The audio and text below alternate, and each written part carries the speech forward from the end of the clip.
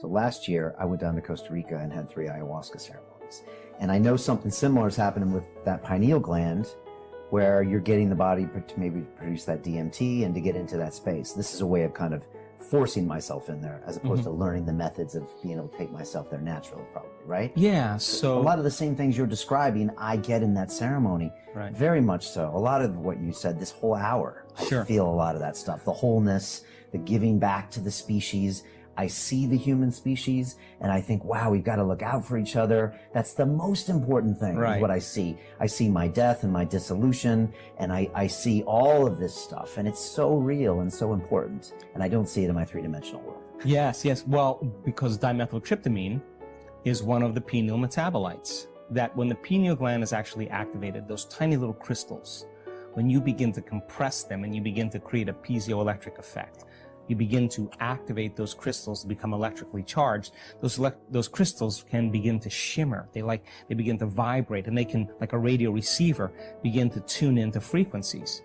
So then as you teach a student how to do that, what happens is the pineal gland, once it hooks up to an energy, begins to produce an upgrade of melatonin. And one of those chemicals is dimethyltryptamine, a very profoundly powerful hallucinogenic. But that's only one, and that comes from the plant medicine. But at the same time, when the pineal gland is activated, it produces very powerful antioxidants, anti-cancer, anti-aging, anti-heart disease, anti-stroke, anti-neurodegenerative, anti-inflammatory, antimicrobial. You take that molecule, you tweak it again, you have a benzodiazepine. What's that? Valium. You're gonna shut down the survival centers in your brain, so you're gonna feel totally safe to create. You're going to create the same chemicals that a hibernating animal creates. No sex drive, no appetite, no preoccupation with the environment.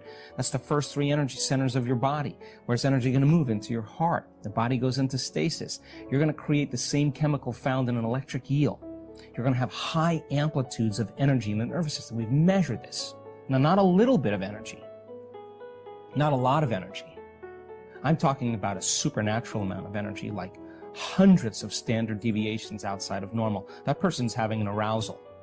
Now, an arousal normally takes place from the stress hormones: fear, aggression, or anger, or pain. That's what creates arousal. That's a fight or flight sympathetic response. Now, this arousal is bliss. This arousal is ecstasy. And now the arousal in high gamma brainwave patterns, amplitudes that are way outside of normal. The person is super conscious in that state. They can't make their brain do that. That's happening to them. That's that high amplitude, that an electrical charge that like electric eel electrically activates their nervous system. Now the brain is doing that. And now here comes dimethyltryptamine. Now the inner experience is going to be more real than anything out there. Now, plant medicine does that to shift the person's consciousness, because the chemical fits into the same receptor sites as serotonin and melatonin, but this has got a very different message, right? So now imagine the flood of these metabolites coming from the pineal gland. The pineal gland's transducing a frequency. It's a transducer into profound imagery. So if the person then has an inner experience that is that profound, experience enriches the brain, right? So now you're laying down new circuits, and experience produces an emotion. The person's feeling an arousal of ecstasy or bliss. They're going to be paying attention to the pictures in their mind. Now, what's that going to do? When they come back to 3-dimensional reality, we don't see things how they are. We see things how we are. The brain can only perceive equal to how it's wired. You have a profound inner experience like that, your perception, your spectrum of reality is going to begin to broaden. Because now your brain has the circuits to perceive what's always existed, but you've edited out because of most of your attention in 3-dimensional reality. So now the brain is beginning to change from an inner experience. And this is how I think the mystics did it, because now all of a sudden you're able to perceive more. You're able to notice this is a species of living organisms. So the plant medicine for a lot of people is a great jump start. But by the same means, I have seen people do 65 journeys of plant medicine with stage 4 cancer, and they haven't changed their stage 4. Well, time to do something else. Yeah. Time that, let's get practical here. It's time to change it up. Also, I find the way I can improve is when I get back, I have to do the daily work. I have to do the meditations. I have to I'm trying to patch together the things that you teach, recognize my emotions, make my reality different, stop reacting. That's where the hard work happens. Yeah. You can't just go back in front of the ceremony. Yeah, exactly. I don't think. Exactly. So, I mean, it's good to get a little change in brain chemistry, you get an altered perception of the way the world really is. But now, that insight has to be instrumental. In other words, how is this going to change me in my day-to-day life?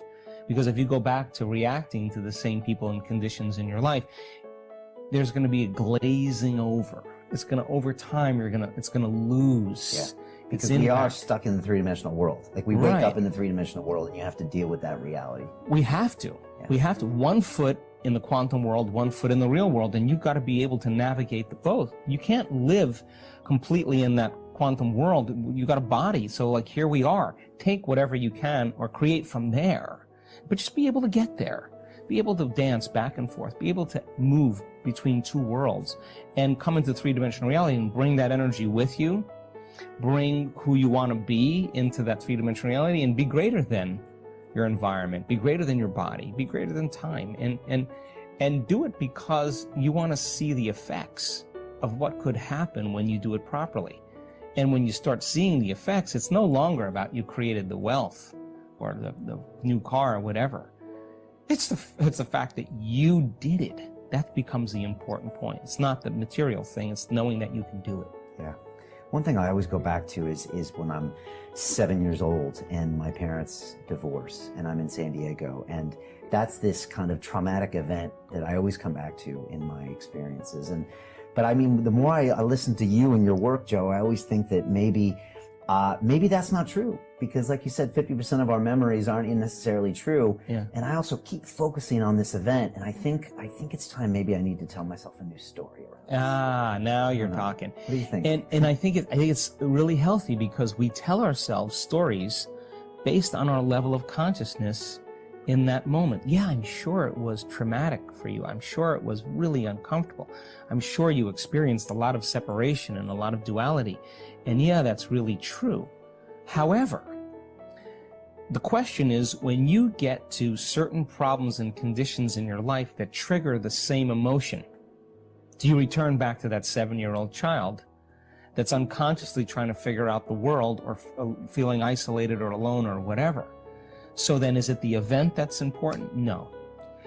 If you understood the emotion that you felt when you were 7 years old and you worked on getting beyond that emotion, once you got beyond it, you would see that experience from a greater level of consciousness. And you would see that it was the best possible outcome for you, the best possible outcome for your parents. And you would see it instead of from a place of hurt or suffering, you would see it from a place of understanding, a place of compassion. That's kind of the work. So when we tell ourselves that story of the past, we keep reaffirming our inability to change. I want people to tell a story of their future, and I want them to believe in that future more than they believe in their past. I want them to romance their future more than they romance their past. I want them to make their future more real than their past. And if you keep doing that, that becomes reality. So yeah, it takes a lot of work. Yeah, and you know what? People in our work, they watch their mind movies before they go to sleep. Why? Because that's the best thing they should be putting in their brain before they go to bed. Yeah, they sit up before they lay down and they work on restoring their body for 15 or 20 minutes because it's their temple. It's their servant. They want to acknowledge it. They want to love it so that it restores and regenerates. Yeah, they wake up in the morning and they do the work instead of getting their coffee and their shower and their newspaper or their cell phone. They understand that all of those things they're going to get to. But a little bit of time to invest in yourself is investing in your future. And I think that if you believe in yourself, you believe in possibilities. And when you believe in possibilities, you got to believe in yourself. So people are now all of a sudden becoming more resourceful. They're standing up for themselves. They're doing the work, whether they're 92 years old or 90 years old. You know, you can't, a 90-something-year-old lady that in one of our last events, she made her own mind movie. Right? You can't tell me you're old and you can't do technology now. We have someone that was 92 that did it. mind movie is when you play something. You make a movie of your future. Your future, right? And what do you want to be in your future? Like a television commercial. You don't get so lost in it. Open your heart, put your heart into it. Stay in trance. Know how to execute that trance. And when you're in trance, you're more suggestible to information. Suggestibility is your ability to accept, believe, and surrender to information without analyzing it. And what separates the conscious mind from the subconscious mind is the analytical mind. So as you move into trance, you suppress your analytical facilities. You become more suggestible. You slow your brain waves down. And what's the significance of that? Well, if you're not analyzing, you're not going to say, how's that going to happen? What didn't happen last time? And where am I going to afford that? And you don't have the critic in your mind saying that. It's going right into the subconscious. And if you're doing it just before you go to sleep, your brain waves are already changing.